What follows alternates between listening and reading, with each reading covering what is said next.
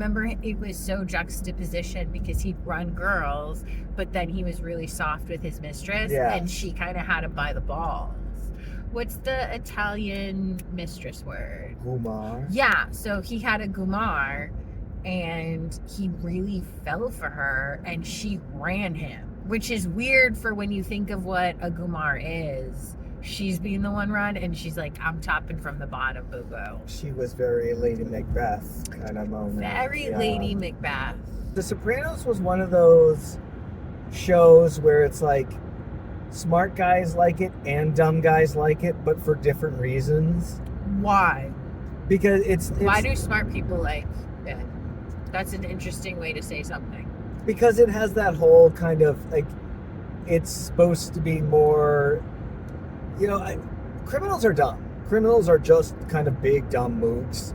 And so whenever you try to add like layers of criminal genius or drama around a crime story, you have to make sure, you have to create more layers than there ever are. Right. Like Tony Soprano was a much more layered character than any mobster ever has been in all of history. Like, they're really just dumb, violent guys.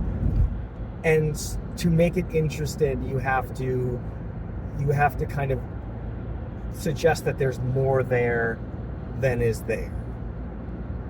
It's like when you find out a serial killer and you go back and you're like, this guy killed this many people and he's just kind of like some schmo that... He's kind of a loser, like, yeah. He just got away with it because the cops are schmoes, too. The reality of crime, murderers, like CEOs, is like, they're just super boring people, quite honestly. Like, we always assume that because they're doing something that is so outside the norm or seems so impossible for a normal person, whether it be being a criminal or being a CEO, like, that there's something incredibly special going on.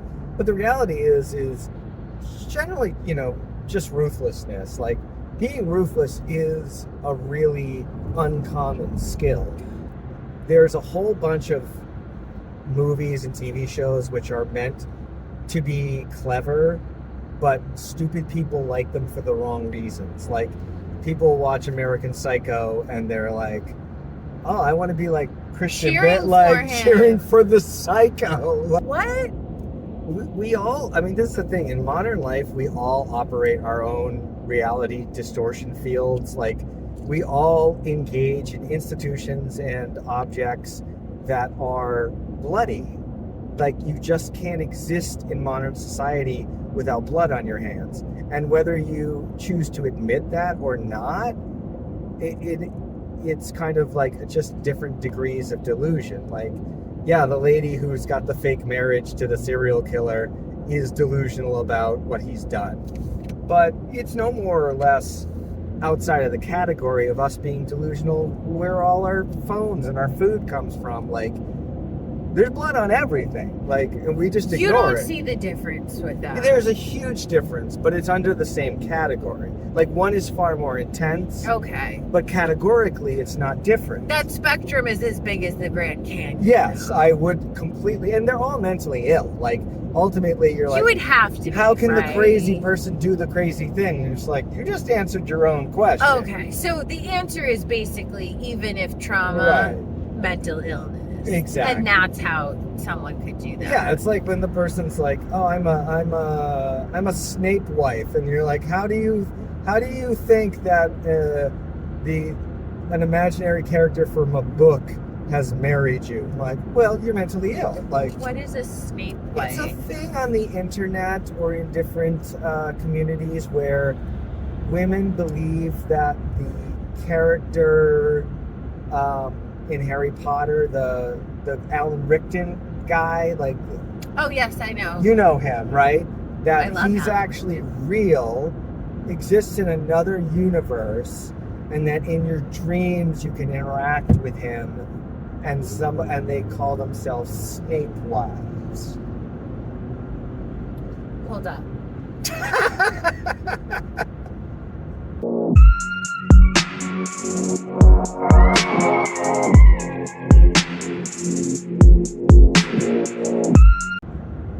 The level of crazy on the internet is deeper than you can imagine. I have questions. Release the questions. Is this fantasy? Or are they just, because I can see being into Alan. I got it. Are these just women into it, or do they truly believe the way I believe in gravity? Right. That this is real. I think there's some that, but I think there are some that really believe that. And like, it's an internet contagion. There are people who they're diagnostic for delusional disorder. Like that's their flavor of ice cream. And then they interact with different communities on the internet, and then their delusions fixate on an existing thing. So if a thing exists and you have delusional disorder, like your thing might take on the flavor of that delusion. Like these are like the Q people. Like, why do people think that there are lizard people in the center of the earth? There are people with delusional disorder who have found a community of people with a particular delusion. And then it's social. So that's like the other part of it is, before the internet, when people had delusional disorder, they just existed in communities, and they would create their own delusions, usually about people in their lives, their boss, someone at the coffee shop. But now with the internet, people with delusional disorder, that form of psychosis, I think, have started to coagulate and form, and like they've shaped each other's delusions. And then there's like a self-reinforcing aspect of the internet where, just like the ladies who want to marry a serial killer, like all of them are basically invisible people.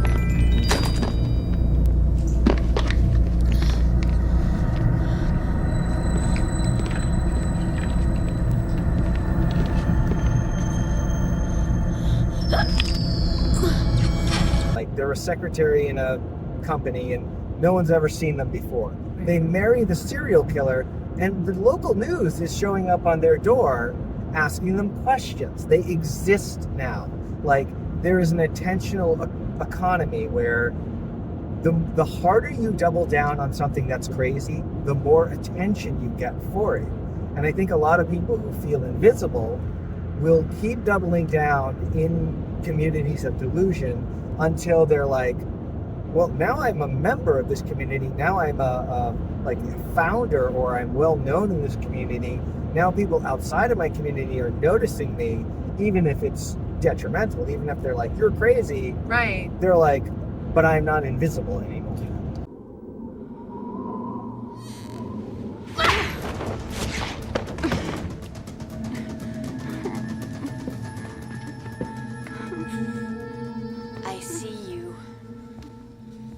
I think in the DSM 6 or 7, there is going to be a new diagnosis that I could refer to as internet delusion, where if enough people are sharing the same and reinforcing the same delusion, people who are not normally likely to have a delusional disorder will become delusional.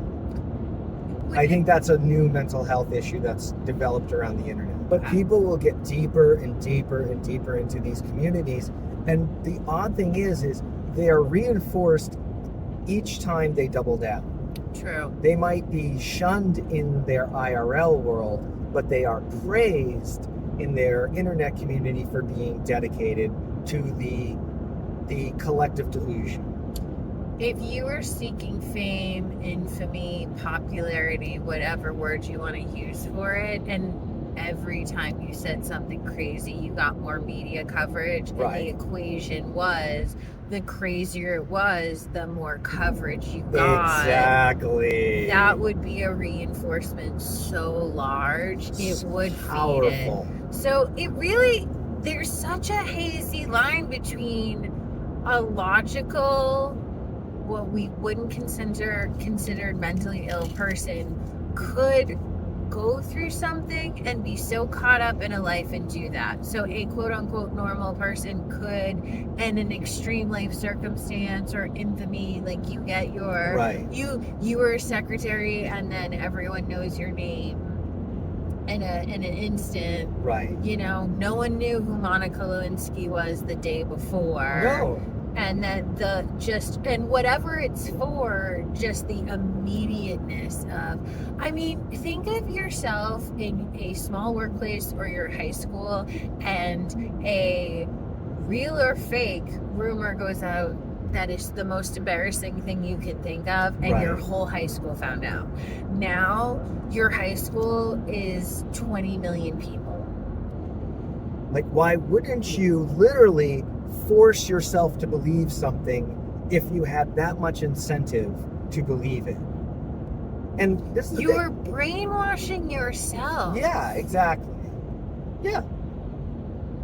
It's like the gerbil hitting the button knowing the food pellet's gonna come out. Exactly. But knowing he's being experimenting on and still hitting it.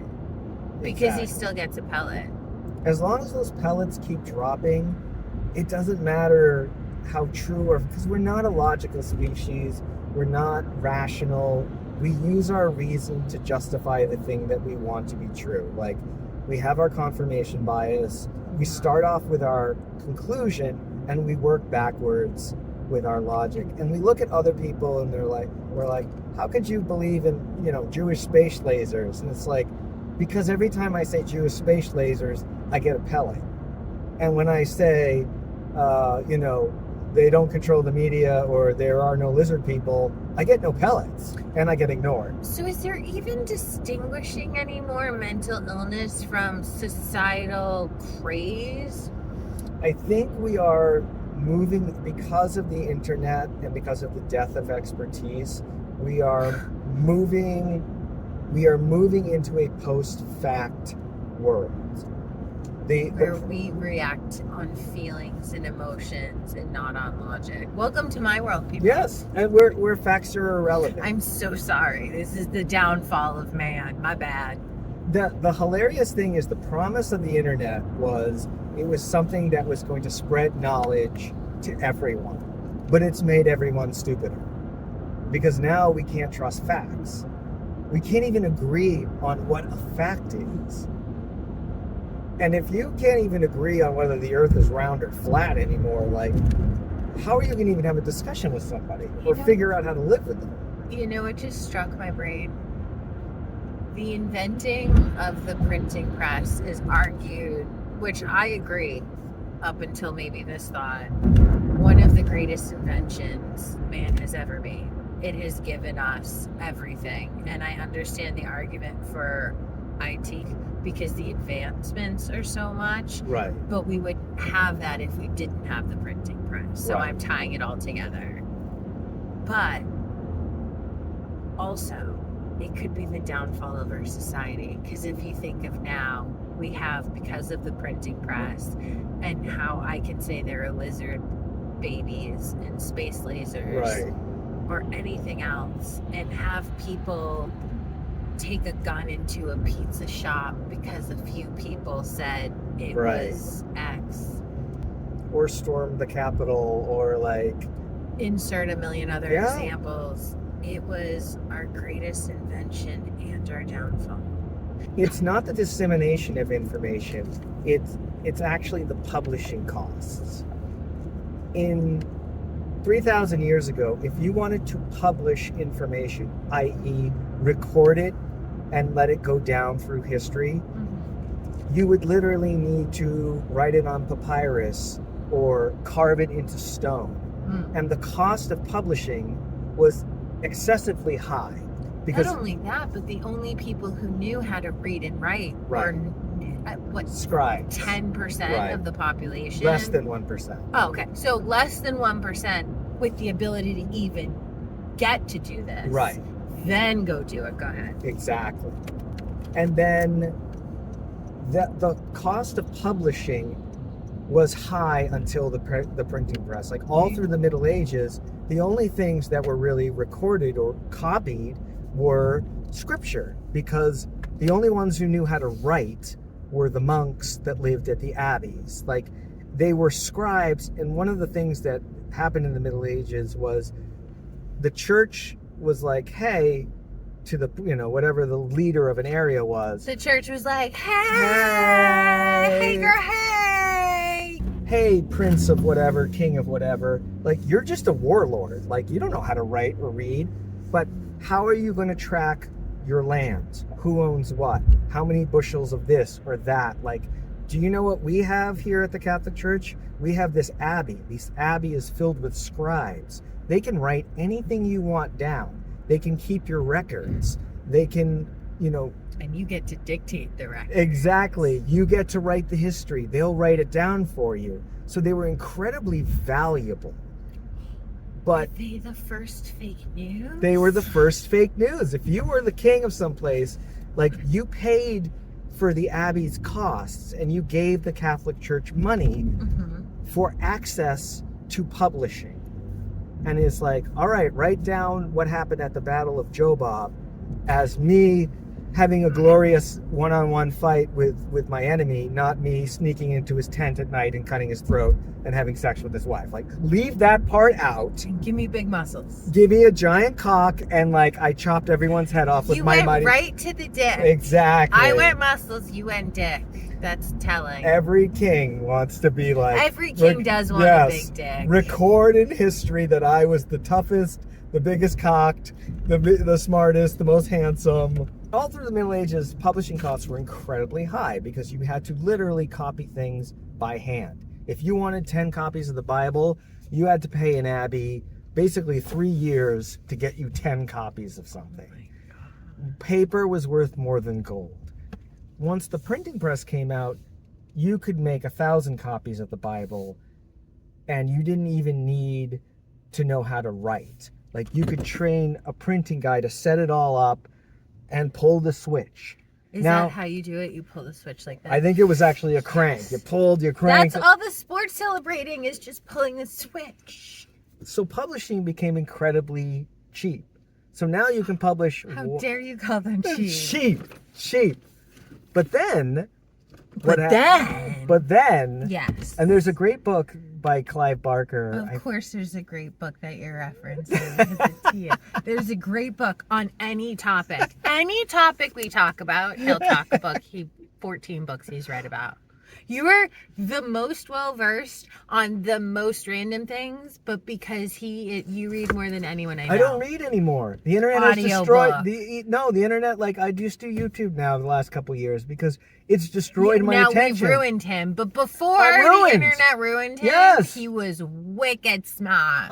I'm lucky if I can read a book a month anymore because my attention span has been so just destroyed. That's why, like, a book is a meditative experience. When you read a book, you are superimposing the author's curated thoughts into your own thoughts. The second you start thinking, you stop reading. So it's a moment where there is ego death. And also, the publishing costs of a book are very high. Like, the author literally goes through every single word and chooses every single word. As opposed to, like, this, like, what is the publishing cost of this? I'm putting on fucking lip liner. Yeah, blah, blah. There's no fact checking. I could be talking straight out of my ass half the time I am. He actually is knowledgeable. I am talking straight out of my ass. But the Clive Barker book, he wrote this book about a demon who gets locked into a book. And the book is the demon telling his biography. That's such a good premise. And then he's constantly saying in the book, like, oh, by the way, when you reach the end of this book, I'm going to kill you. So you should just burn it. And he's constantly mocking you to burn the book. As the reader, you're progressively... It's a really good book. A really, like, interesting I'll read that. That's conceit. Fantastic. Put that on my list. And one of the things that is kind of in the world is whenever there's a new invention or a new historical moment, demons and angels descend and then they negotiate who owns what part of it. Like in the book, they're descending on the invention of the printing press and they're arguing about who owns what part of the written word. And like they sit down in a big council because they're like, are we going to fight this out or are we going to talk it out? And they're like, let's talk it out. And they're like, all right, demons, you get periodicals like cheap dime store novels But and they like really do. newspapers. Gossip rag. Yes. And they're like, we get books, holy works, and they're like, they negotiate what part of publishing goes. Demons, you get Patterson. You get Patterson. Like, exactly. Like TikTok, that's you get that. And I imagine when the internet first came out, like, that's when the angels and the demons came out, and they're like, all right, we get Wikipedia and you get YouTube. Like, we get, I don't know, we get any site with .org is Demons, ours. We get Reddit. Yeah, exactly. The infernal powers, you get TikTok, you get everything that is unwholesome. Demons get social media. Get social media. All of social Twitter, media. you get that. That's part of the infernal powers. Yeah. The divine will get the books. You get we'll PBS, exactly. you get NPR. Mm-hmm. But this idea that a technology... You know Terry Gross is an angel. Yeah, I love that voice. And then magic. What's the magic? Oh, David Allen Boucher. David Allen Boucher. This is weird what's happening. Bedtime magic. David Allen Boucher.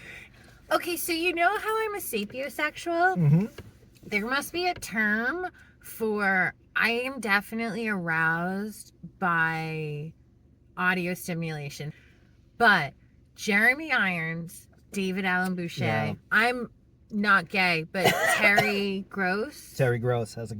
It's something about someone's voice, a certain level of sexy voice. Like, yeah. Morgan Freeman turns me on more than any of the Marvel guys. It's just his voice. He has a great voice. Irons? Jeremy Irons was like I love how do I not know about this? Because it's like it was such a bad movie, but every once in a while, like a great actor will be like, I'm bored. I need a paycheck. I want to pay for college. Yeah, my kid's got tuition due. But Jeremy Irons I respect because it's like I love seeing a really good actor who's like, yeah, I'm here for a paycheck, but you know what I'm gonna do? I'm gonna chew the scenery because this is ridiculous. He fucking eats. She ate. I'd be like, honestly, work. He's a dragon wizard, and he is screaming the whole time and losing his mind, and he is having more fun than I've ever seen Jeremy Irons have. Like, remember him in Dead Ringers, where he's like all smoldering and psychological? No, he's just like, I'm a dragon wizard. I'm gonna fucking scream my way through this and have a great time. And I respect that so much because even as a weird, he has no dialogue that is good, the writing is terrible, the effects are weird, he's still loving it, and he's a consummate professional. He's having a good time. And I like anyone who's having a good time doing what they're good at. What is that you're applying? I can't get an ombre lip right. I can't. Preach. I mean, I got cholo roots. I always end up looking just like I took black eyeliner and did it. I have blended. I have done the brush. I have done liquid lipstick, gloss, brown liner, like all of it. How you girls do that? I've looked at the tutorials and I'm doing what you're doing. And I just look like I took a Sharpie and outlined my lip and have nothing else on it. What happens is I actually get it. And then I have coffee because I have coffee like run in an IV line for most of my day. And it eats away every liquid lip. And then I just have a lip. And you then used to drink coffee through a straw. Because this is how long this takes. I took out the straw you gave me to drink from the thing because I'm trying to save the goddamn turtles. But the turtles are ruining my lip game. Fuck the turtles, man. Fuck the turtles. Do we care about the turtles? Nobody cares about the turtles. Sorry. I'd care about the turtles if they didn't fuck up my lip game. I actually have really naturally full lips, and then I put makeup on, and I somehow am the only person who doesn't overdraw but makes my lips look smaller or weirder. We have the metal straws. You can drink your coffee without having to worry about the turtles. I can't worry about the fucking straws right now. My lips are not lipping. And fucking with me. Listen, I'm stuck in a post-fact world My lips are not lipping. I can do one or the other. I can't live in a post-fact world and have the lip game be off. One or the other world. Universe. But it's not the Make my blends game better. It's not the downfall, though, of humanity. It's just a change. It's just Juvia's place. Juvia's place, you are the downfall of my humanity, but you're the best lip langer. I love you. I'm sorry I talk shit, my girl. Juvia's place? Yeah, that's the name. Juvia's? Jobia's, Jinna, Bang Bang. It makes sense in my brain. I don't care if you know what I'm saying. How's the lip going? It's not going well. What are you trying to accomplish, though? I don't know anymore. You want to make sure you get... I have 17 layers, all cracked and fucked. Do you want to get your ombre lip on before we go for a walk? In case the ducks want to... This is all before a hike, by the way. The ducks really need to see this lip. They'll be like... But this is the time to look ridiculous. And then I'm going to go eat sushi, so all this will be gone. Let's go get sushi. Let's go get sushi. I'm okay if sushi wears this off. That would actually make me feel better.